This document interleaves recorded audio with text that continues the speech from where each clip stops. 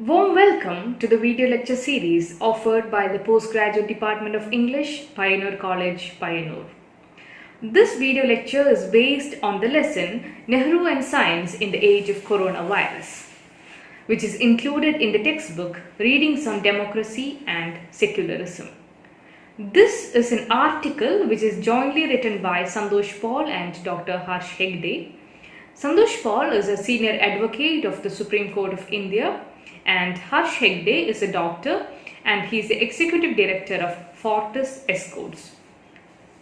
This essay is dated on 25th March 2020. The essay begins by introducing us to the alarming problems that we face today, that is, the increasing number of people who are infected with the coronavirus. The essay begins like this.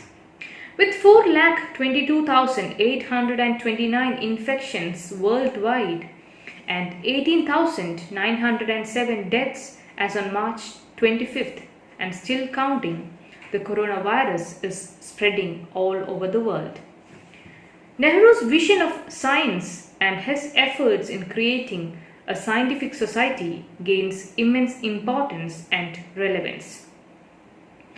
Science, according to Jawaharlal Nehru, was the major triumph of the human mind. That is, it was a major victory of the human mind. And he believes that science could liberate humankind from illness, want, and misery.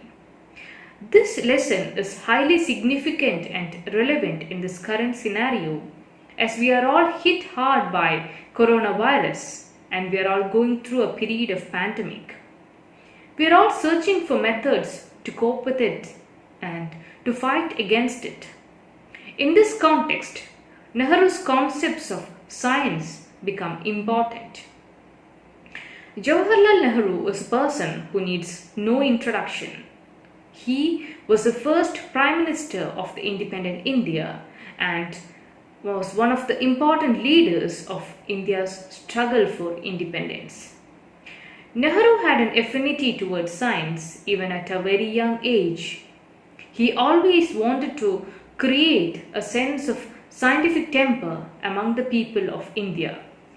The cultivation of science and its benefits to humanity were crystal clear to Nehru even before independence. He was the first non-scientist to preside over the Indian Science Congress on December 26, 1937. He believed that only science can solve the problems of hunger and poverty, of insanitation, of illiteracy, of superstition and deadening custom and tradition.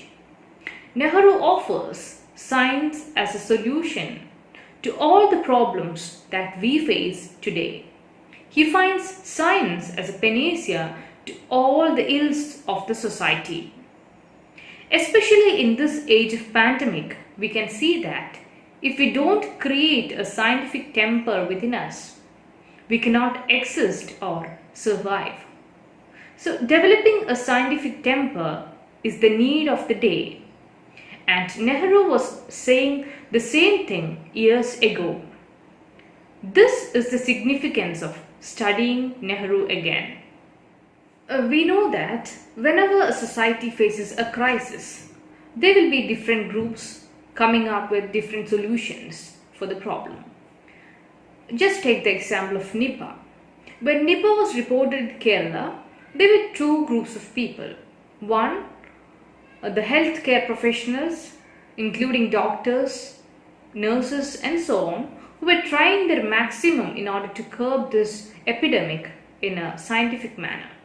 Now, on the other hand, there was a group of people who were superstitious and who were practicing pseudoscience. They didn't rely upon science and they used pseudoscience practices and superstitions in order to face this problem. So, it is up to us to choose the right. So, in order to choose the right, we should be able to develop a scientific temper.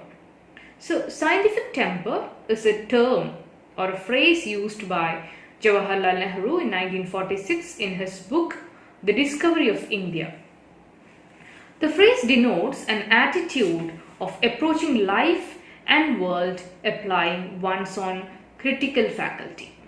The use of rational faculty for observation, analysis, hypothesis, trial and testing, and correction in the case of new evidence is the scientific method.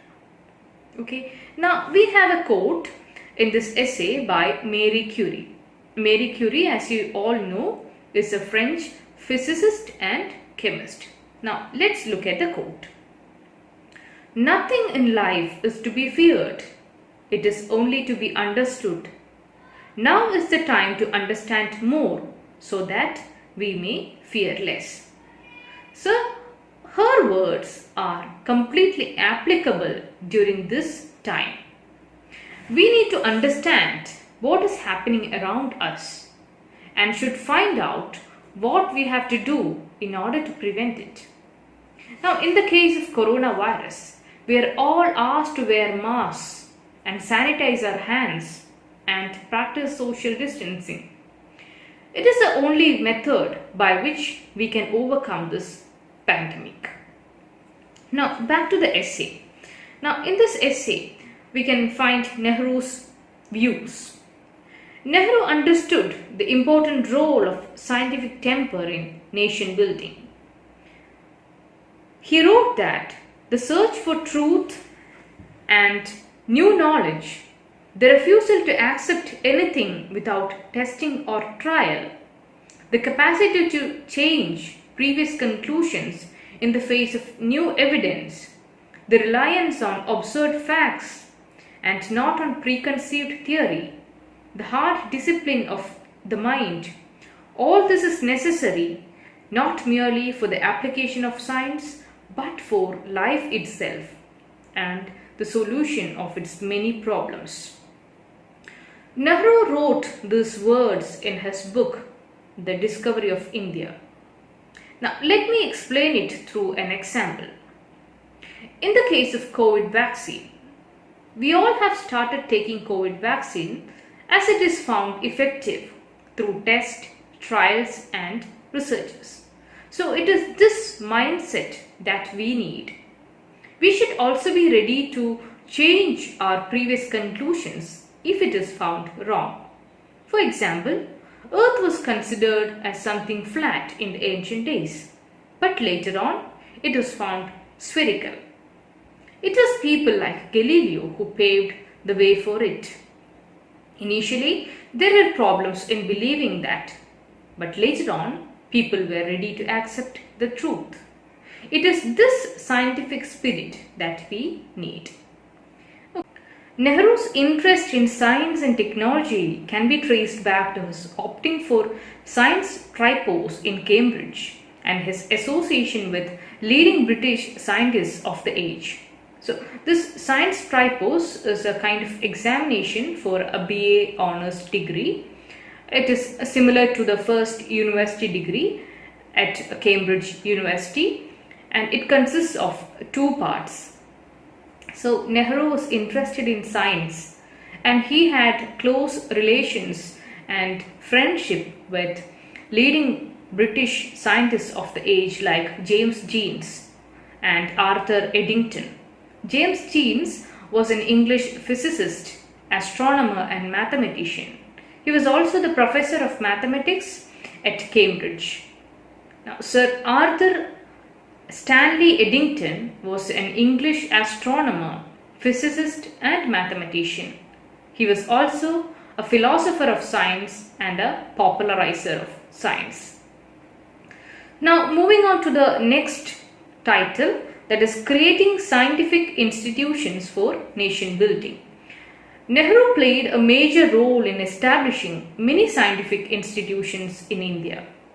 Nehru's blueprint or design plan was twofold. He wanted to replicate world-class institutions here in India. Now, during his visit to the United States of America, he spent his time in understanding how the universities of America were giving the country the technical and scientific edge, how the universities of America were supporting research and scientific development. And his celebrated visit to the Massachusetts Institute of Technology in 1949 immediately led to the creation of 5 iconic Indian institutes of technology in India. That is, the Indian Institute of Technology in Kharagpur 1950, Bombay 1958, Madras 1959, Kanpur 1959 and Delhi in 1961. Now we have 23 IITs including one in Palakkad. Now secondly, he had the ability to induct or bring the greatest scientific names of the times into nation building.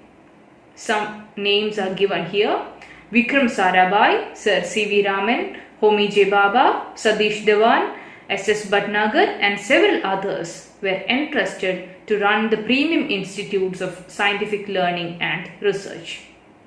Now, Vikram Sarabhai was an Indian physicist and astronomer who initiated space research and helped develop nuclear power in India. IIMA was established under his initiative. Now, the next person, that is Sir C.V. Raman. Sir C.V. Raman moved to the Indian Institute of Science in Bangalore in 1933 to become its first Indian director. There he founded the Indian Academy of Sciences the same year. He established the Raman Research Institute in 1948, where he worked to his last days. The next person is Homi J. Bhabha, nuclear physicist, founding director and professor of physics at the Tata Institute of Fundamental Research, colloquially known as the father of the Indian nuclear program. Bhabha was also the founding director of the Atomic Energy Establishment, Trompe, which is now named the Bhabha Atomic Research Center in his honor. Next person is Satish Dhawan. He is an Indian mathematician and aerospace engineer, widely regarded as the father of experimental fluid dynamics research in India. Dhawan was one of the most eminent researchers of India in the field of turbulence and boundary layers, leading the successful and indigenous development of the Indian space program. He succeeded M.G.K. Menon as the third chairman of the Indian Space Research Organization ISRO in 1972. Now the next important person is S.S. Bhatnagar. S.S. Bhatnagar was an Indian colloid scientist and academic and scientific administrator. The first Director General of the Council of Scientific and Industrial Research, that is CSIR. He is revered as the father of research laboratories in India, and he was also the first chairman of the University Grants Commission, and many others were to run the premium institutes of scientific learning and research. And Nehru was fully cognizant or aware to the fact that science would require acceptance from society and support from the government to sustain and deliver.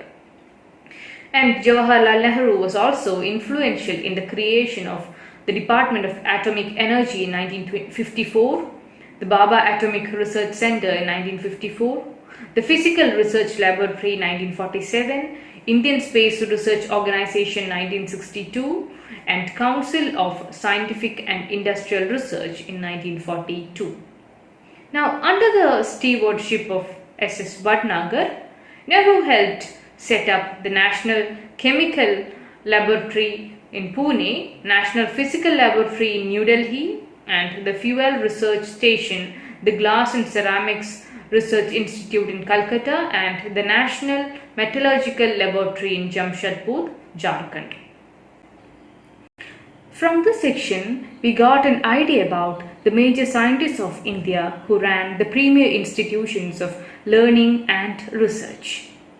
Now we are moving on to the next portion, that is Nehrus Distractors. Nehru had detractors then as is now. Detractor. Who is a detractor? A detractor is someone who demotivates or discourages or criticizes in an unfair manner. Now, as a response to such criticizers, Nehru responded, "Science has no frontiers. Nobody ought to talk about English science, French science. Science is bigger than the countries. So there is no boundary for science." Equally important was the role of scientific temper in nation building. That is, we have to develop a positive attitude towards scientific advancements. Now to the next section, social philosophy and socialist programs.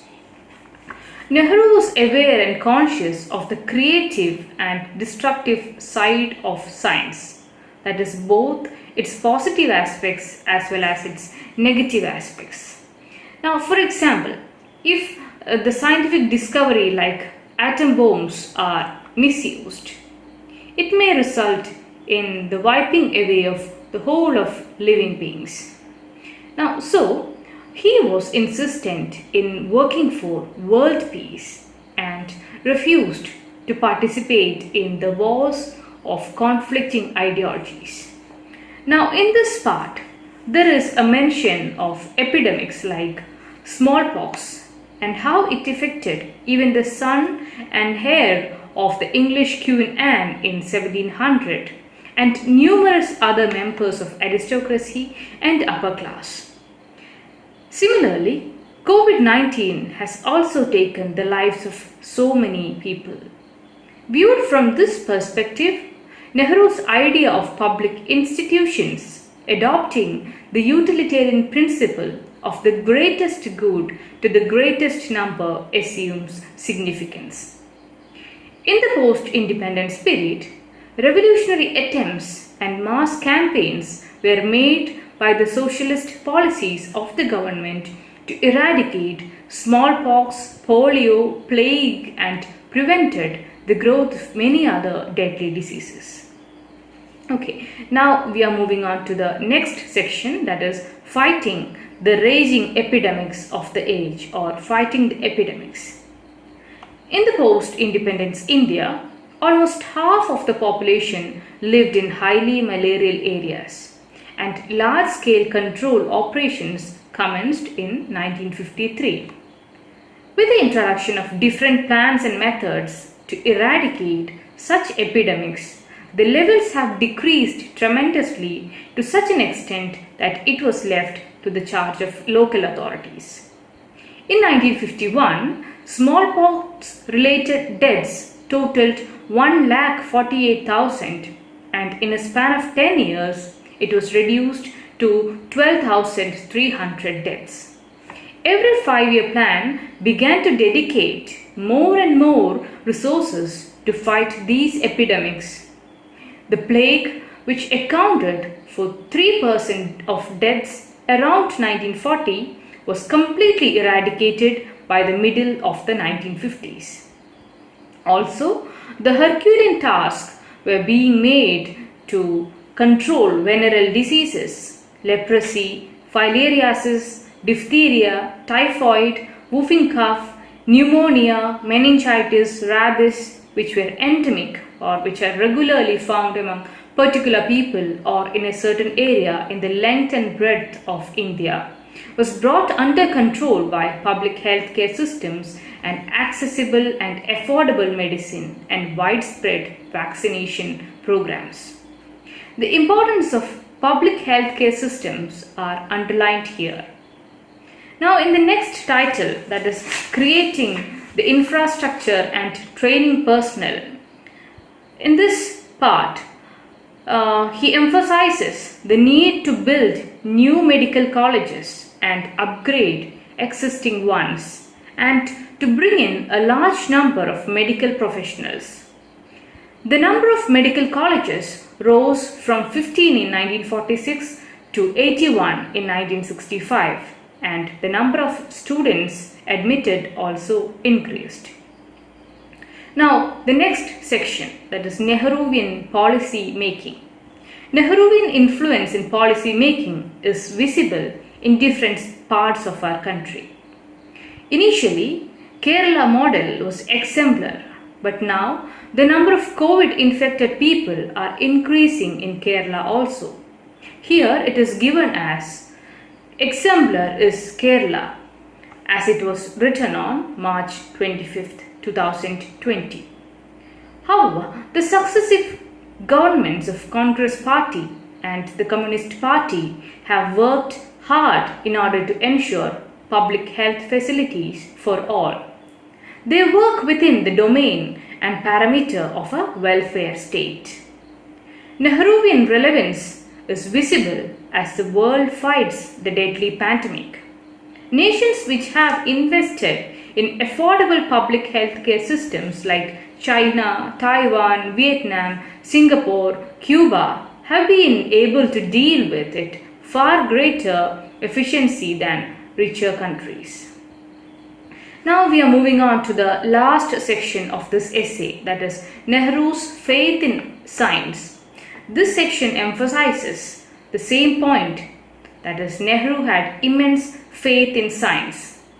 Nehru's optimism and faith in man's quest for science will always ring a bell in this age of coronavirus. Man, he said, man has hurled defiance at the elemental powers, and with his mind, cradle of revolution, sought to master them.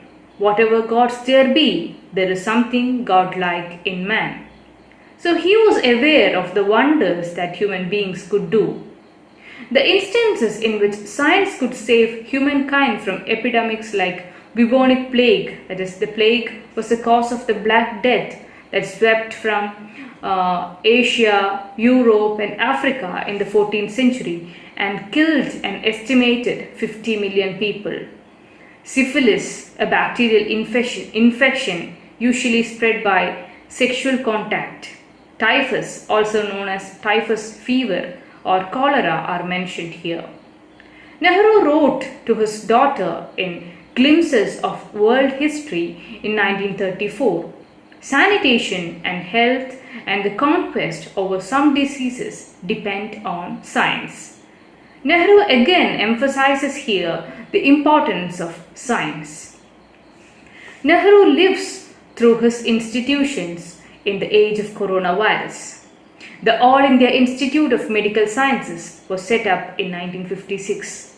Maulana Azad Medical College, New Delhi, was set up in 1958. Govind Ballabh Pant Institute of Postgraduate Medical Education and Research in 1961, along with other public health institutions. Not to forget, in this age of coronavirus, the National Institute of Virology, Pune, set up as early as 1952. Nehru was influential in the establishment of these institutions relating to medical science. Nehru placed his faith on science and the scientific institutions that he built with the help of the ablest men of his time stand as a testimony to his contribution for the advancement of science in India.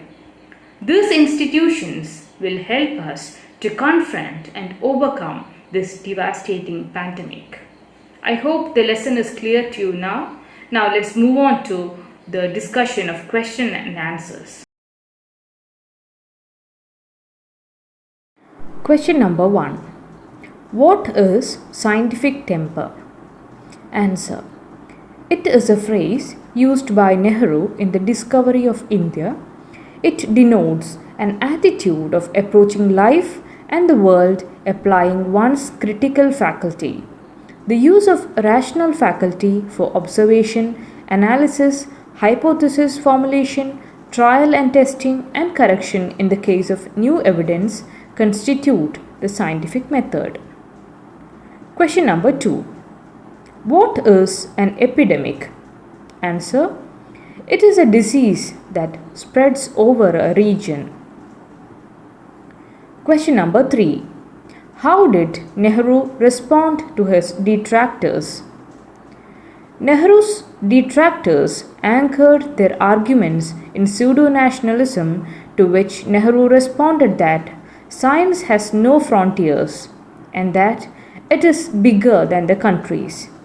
He also projected the importance of scientific temper in nation building. Moving on to question number 4. Whom did Nehru choose for managing the new institutions? Answer. He chose the greatest scientists of the times to head the new institutions. They include Vikram Sarabhai, Sir C.V. Raman, Homi J. Bhabha, Satish Dhawan, S.S. Bhatnagar, and so on. Question number 5. What was the triumph of science according to Nehru? Answer. According to Nehru, eradication of the deadly diseases like the bubonic plague, syphilis, typhus, or cholera indicates the triumph of science. Sanitation and health and the conquest over such diseases depend on science. So that's all for today's video lecture. Thank you and see you all.